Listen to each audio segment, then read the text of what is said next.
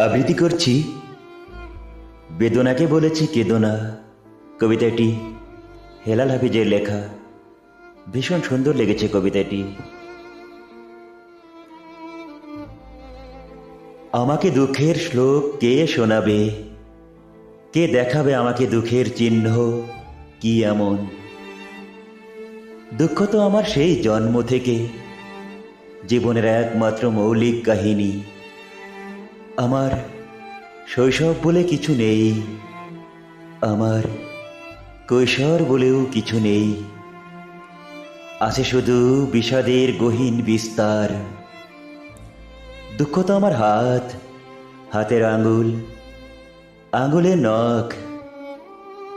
দুঃখের নিখুঁত চিত্র এ কবির আপাদ মস্তক। আমার দুঃখ আছে, কিন্তু আমি দুঃখী নই। দুঃখ তো আর সুখের মতো নিস নয় যে আমাকে দুঃখ দেবে।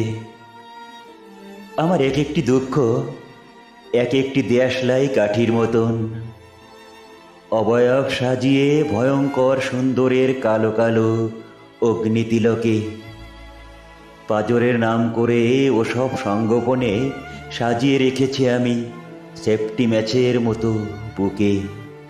পাজরের নাম করে ওসব সংগোপনে সাজিয়ে রেখেছি আমি সেফটি ম্যাচের মতো বুকে। ধন্যবাদ সবাইকে।